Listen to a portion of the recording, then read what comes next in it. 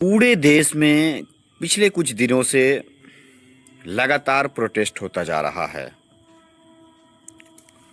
आखिर कब तक हमारे देश के शिक्षा मंत्री धर्मेंद्र प्रधान जी साइलेंट रहेंगे?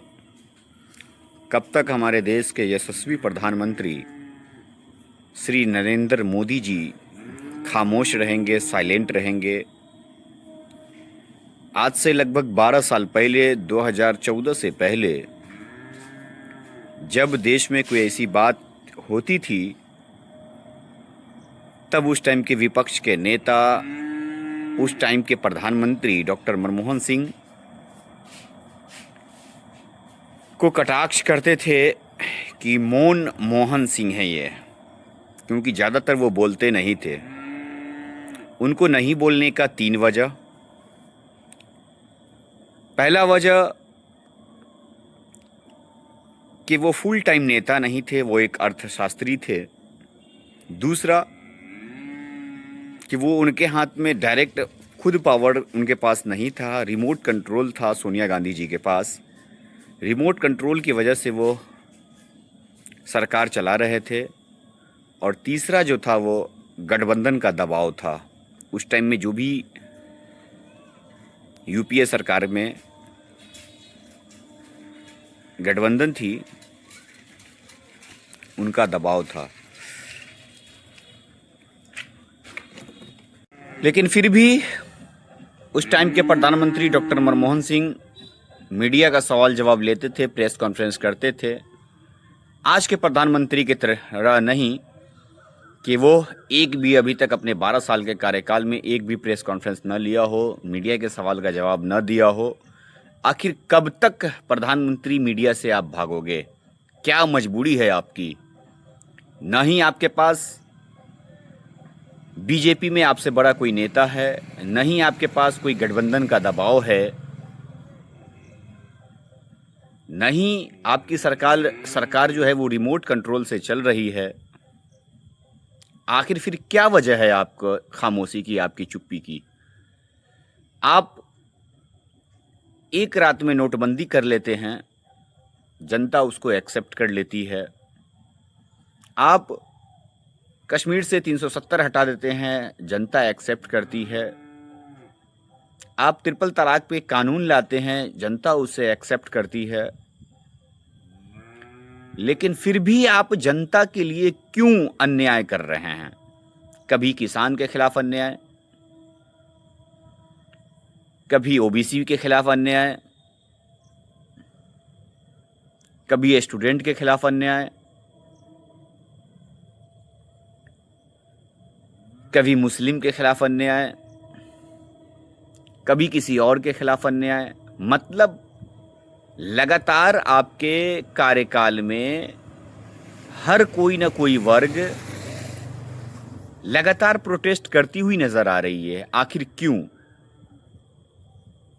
एक साल लगभग किसानों के द्वारा प्रोटेस्ट हुआ, तब जाके आपकी सरकार जो है वो झुकी, उस बिल को विड्रॉल किया, वापस लिया। उससे पहले आपकी सरकार जो है उस बिल के बारे में बहुत ज़्यादा कसीदे पढ़ते थे, बहुत ज़्यादा फ़ायदे गिनाते थे। लेकिन फिर भी प्रोटेस्ट लंबा चला। लंबा चलने के बाद आपकी सरकार जो है उस बिल को विड्रॉल की। आज भी पेपर लीक मामले में प्रोटेस्ट लगातार चल रहा है। हमारे देश के आन बान शान वैज्ञानिक सोनम वांगचुक जी 20 दिनों से भूख हड़ताल पर थे, उनकी शरीरें गल रही थी।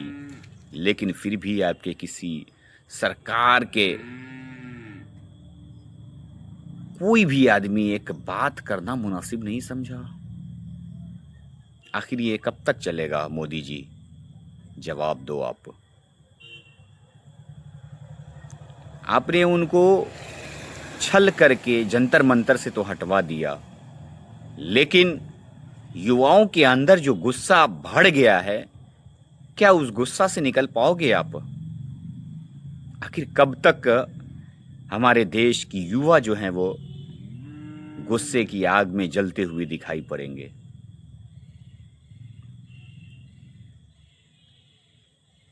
किसी भी चीज़ का एक लिमिट होता है, उस लिमिट को क्यों क्रॉस कर रहे हैं आप मोदी जी?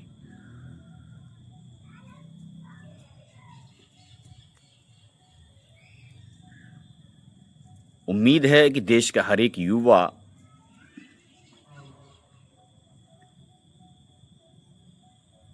वो इस प्रोटेस्ट में हिस्सा लेगा।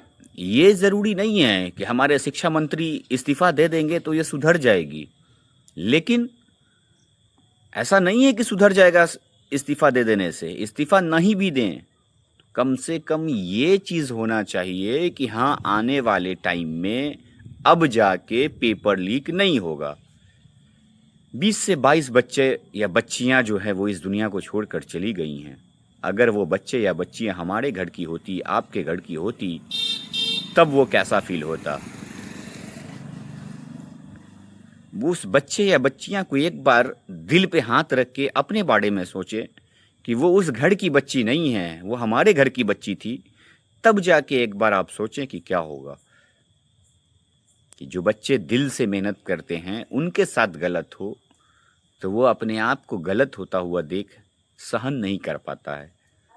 जो बच्चे भरोसे पे रहते हैं कि चलो भैया हमको तो पैसे देंगे और ये क्वेश्चन खरीद लेंगे, आंसर खरीद लेंगे, उनके लिए कोई दिक्कत नहीं है। वो बहुत बड़े पैसे वाले का बच्चा या बच्ची होगा जो इंतज़ार करेगा कि चलो भैया हमको 4 बार देना पड़े, 4 बार पैसा खर्चा करेंगे, खरीद लेंगे, सीट खरीद लेंगे। लेकिन जो बच्चे गरीब हैं, जो दिल से मेहनत करते हैं, बिना कोचिंग के घर पे 14-14 घंटा, 15-15 घंटा पढ़ाई करते हैं, अगर उनके साथ गलत हो तो वही बच्चे और बच्चियां जो है वो आत्महत्या करने पे मजबूर हो जाते हैं।